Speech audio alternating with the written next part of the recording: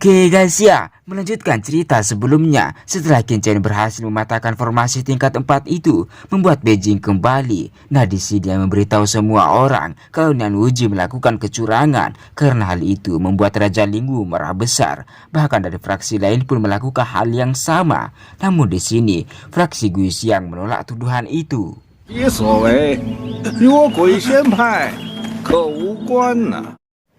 Kemudian Raja Lingwu pun menunjuk Lin Zong dari fraksi Gui Xian. Akan tetapi ia berdalih kalau dalam kompetisi 5 negara tak ada aturan dilarang menggunakan sebuah formasi. Setelah perkataan itu membuat Raja Lingwu cemas karena Putri Zexun dan Qin Chen yang tak berhasil kunjung kembali setelah ia berhasil mematahkan formasi itu.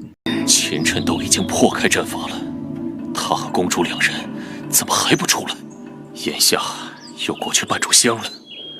Namun di sisi lain Yu Hiche membuat onar lagi dengan berkata kalau Putri Zexun tak akan kembali hidup-hidup karena hal itu membuat Raja Lingwu mengeluarkan aura yang begitu menakutkan. 你为国休想好过！臭小子，破坏本少主计划，我要将你碎尸万段！ Xin pun kembali ke Qin Chen. Di sini Nian Wuji merasa jengkel setelah Qin Chen berhasil mematahkan tinju milik Nian Wuji, membuat dia menggunakan sebuah teknik hantu. Akan tetapi Qin Chen dengan sikap Qin Chen melangkah dengan teknik pedang bilah angin, membuat dia berhasil mematahkan teknik Nian Wuji lagi. Belum sampai di situ guys, di sini Nian Wuji menyerang Qin Chen dengan penuh amarah, membuat Putri Zexun ingin membantu Qin Chen. Akan tetapi Cao Heng membuat dia terpental jauh. Lagi dan lagi Cao Heng dengan tombaknya membuat sebuah teknik iblis, membuat Putri Zexun menahannya. Namun Cao Heng dengan licik membuat Putri Zexun harus mundur lagi beberapa meter. Nah di sini Cao Heng menggunakan sebuah racun untuk melawan Putri Zexun.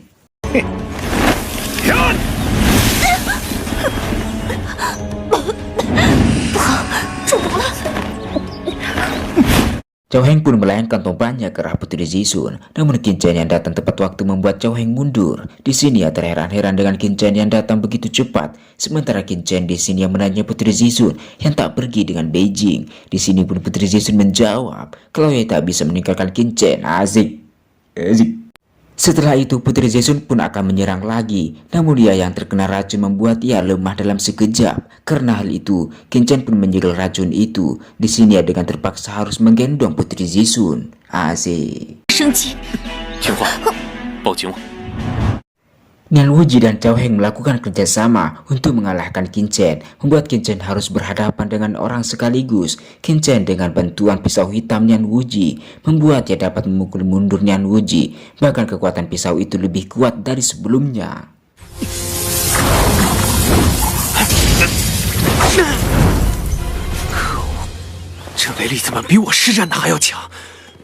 Setelah itu Qin Chen pun berlari ke arah Cao Heng, membuat dia mengeluarkan sebuah teknik tornado. Karena teknik itu membuat Putri Zexun terjatuh. Akan tetapi Putri Zexun menggunakan itu sebuah peluang untuk membunuh pengawal Cao Heng.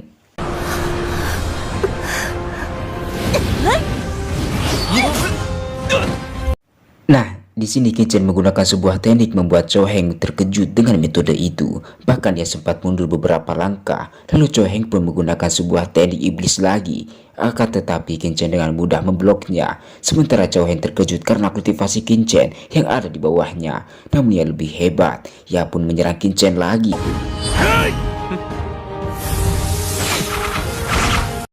Di sisi lain rupanya Qin Chen masih menggunakan pisau hitam untuk melawan Nian Wuji. Namun kali ini berbeda. Yang mengarahkan pisau itu ke arah Cao Heng membuat Cao Heng terkecoh. Karena hal itu Qin Chen pun dengan mudah membunuh Cao Heng.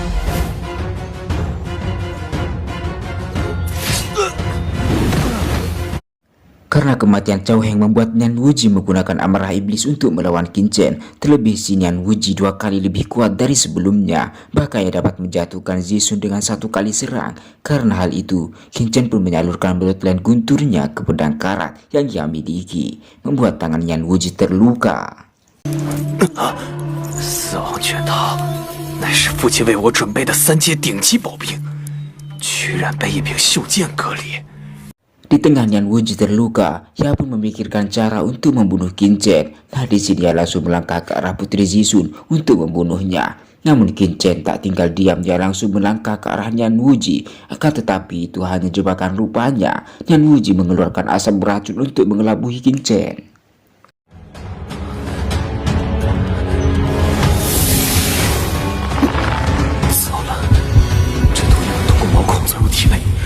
精神力都无法阻挡。 Sementara di sisi lain, rupanya seorang sedang mengamati mereka, yang ternyata itu Qin Feng yang ingin memanfaatkan waktu mereka, yang mana setelah pertarungan itu selesai, ia akan turun untuk membalas dendam. 不如等到最后，再坐收渔翁之利。 Sin kembali ke Qin Chen. Di sini ia terkena racun membuat Nian Wuji dengan mudah menjatuhkannya. Terlebih Qin Chen di sini hanya pasrah menerima pukulan Nian Wuji.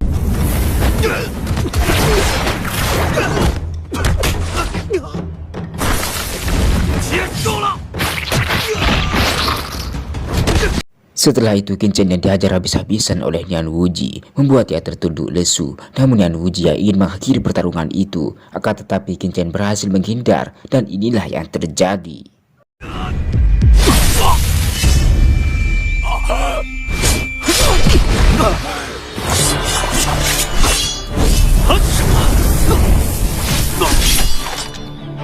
Ya, itulah yang terjadi. Qin Chen dalam 2 gerakan saja yang membunuh Nian Wuji dengan sangat tragis. Setelah itu Qin Chen pun memulihkan energinya. Akan tetapi seorang datang yang ternyata itu Qin Feng.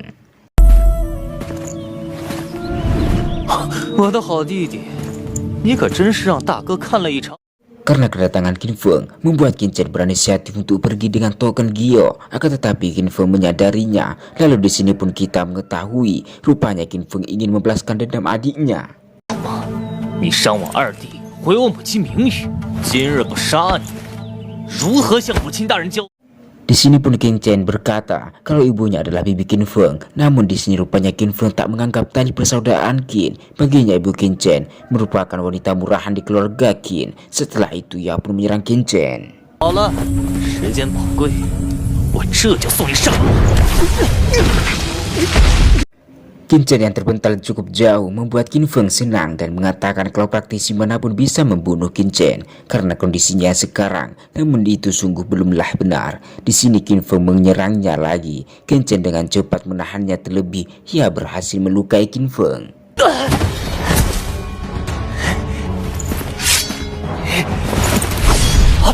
你不是中毒了吗？无上魂毒。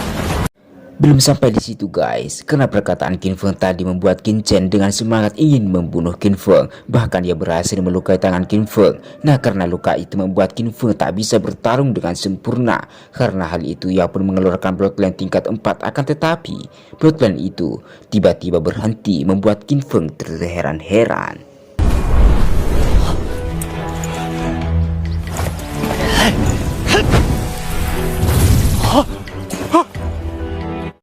Ternyata itu efek dari racun jiwa. Terlebih token yang dimiliki Qin Chen tadi memiliki racun bekas Nian Wuji. Karena hal itu membuat Qin Feng tak bisa berbuat banyak. Karena hal itu ia pun hanya bisa menggunakan sebuah rune.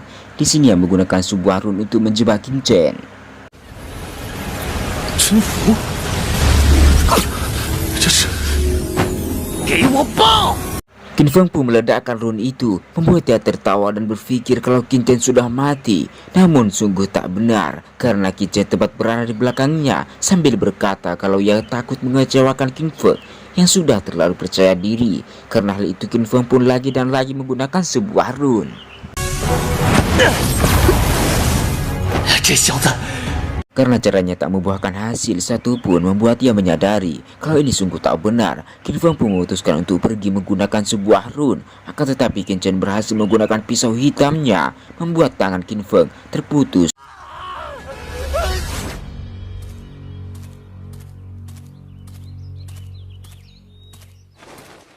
Setelah Qin Feng menghilang menggunakan rune itu, di sini pun Qin Chen langsung menghampiri cincin penyimpanan Qin Feng. Bukan hanya dia, cincin penyimpanan Nian Wuji dan Zhao Han pun diambil olehnya untuk bahan kultivasi. Setelah itu ia pun mendengar suara yang ternyata itu Putri Zizun yang masih terkena efek racun. 公主，种毒素融合异变了。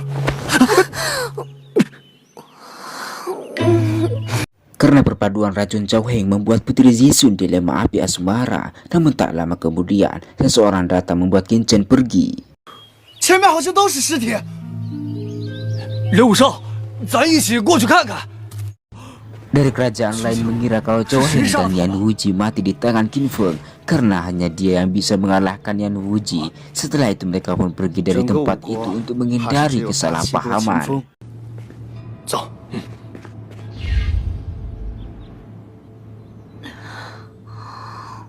Setelah semua orang itu pergi membuat Qin Chen lega karena ia takut jika mereka melihat Qin Chen maka bukti kematian para pangeran itu akan mengarah padanya. Sementara di sisi lain, Putri Zixun yang masih terkena efek racun perangsang membuatnya terus-menerus ingin mencium Qin Chen. Karena hal itu, Qin Chen pun dengan cepat membawa Zixun. Setelah Qin Chen menemukan sebuah gua, ia pun dengan cepat mengobati Zixun. Di sini yang menggunakan Nen, Starguard Emperor untuk mengobati Zixun. Tetapi itu tak mampu. Lalu Qin Chen pun menemukan sebuah cara untuk mencari penawarnya. Di sini yang menggunakan cincin Yan Wuji dan Qin Feng membuat ia mendapatkan beberapa harta karun tingkat menengah, bahkan tingkat tinggi. 5阶的攻击真符，这等真符一旦施展，怕是连灵武王稍有不慎也要陨落吧。 好在符上都有禁止，秦风无法破解，不然。 Qin Chen pun mencoba mengaktifkan salah satu rune itu, akan tetapi tak bisa menyingkirkan racun Putri Zixun. Dan Qin Chen pun tak menyerah, ia kembali mencari. Dan akhirnya ia pun menemukan sebuah buah tingkat 4 yang dapat meningkatkan kultivasi dan diberkati dengan kekuatan dewa. Qin Chen pun memakan itu membuatnya berkultivasi lagi.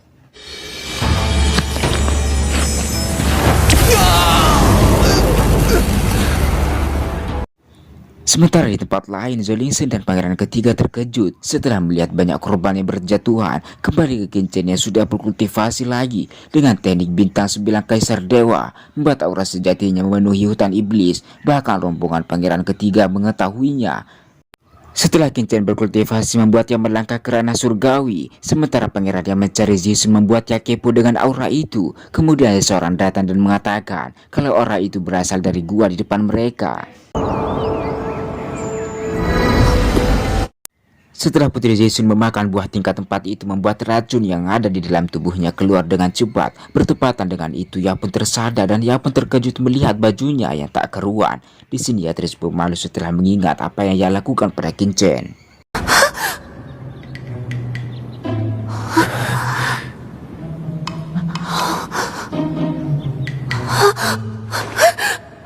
Tentu saja Qin Chen tak tinggal diam. Di sini dia menjelaskan kalau Zixun terkena racun Yan Wuji. Terlebih Qin Chen mengatakan kalau Zixun sendiri yang membuka bajunya. Karena perkataan Qin Chen membuat Putri Zixun jengkel. 虽然衣服是我自己撕的，但没必要说出来吧？我以后还怎么见人？气死我了！ Nah, di sini lagi-lagi Qin Chen menghampiri Zixun yang tertunduk kesal. Di sini dia berkata kalau ia tak tertarik pada Zixun karena faktor umur yang terpaut 3 atau 4 tahun. Namun justru perkataan Qin Chen membuat Zixun semakin jengkel.清晨，你简直混蛋！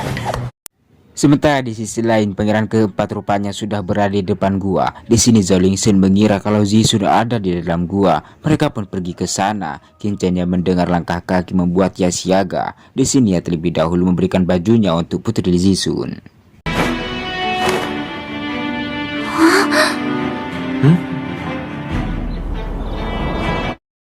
Setelah pangeran keempat memasuki gua yang mendapati Qin Chen dan Putri Zixun, di sini langsung mengarahkan pedangnya ke Qin Chen. Namun di sini Zhou Lingsheng maju karena ia tahu Qin Chen bukanlah orang seperti itu. Terlebih di sini Zixun angkat bicara kalau itu tak seperti kakaknya pikirkan. Setelah mendengar itu, membuat pangeran meminta maaf. 秦兄，刚刚队友冒犯，还请见谅。赵为代令妹。 Lalu Zhou Lingsheng pun memberikan bajunya untuk Zixun. Di sini Zixun kembali kesal karena Qin Chen dan kakaknya yang tak pergi.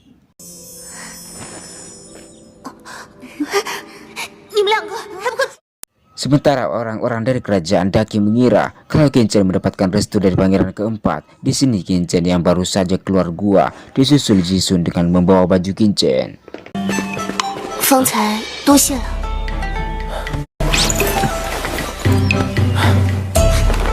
什么味道？好香啊！不许闻！ Setelah itu mereka pun pergi ke tempat Qin Chen bertarung tadi. Di sini pangeran keempat memuji Qin Chen karena ia bukan hanya menyelamatkan adiknya, namun juga membunuh Nian Wuji dan Cao Heng. Karena hal itu, pangeran keempat pun membuat semua orang yang ada di tempat itu untuk tak mengatakan apapun tentang kejadian ini. 陶恒尽皆陨落，两大势力已无人能挡我等，我大齐是时候出手了。 Nah setelah itu Putri Zisun pun akan bicara. Di sini mengatakan kalau kompetisi akan berakhir besok, namun mereka harus mendapatkan kristal darah untuk lulus kompetisi. Di sisi lain Qin Chen berkata untuk tak mengkhawatirkan itu, ia pun membuka cincin penyimpanan yang penuh dengan kristal darah.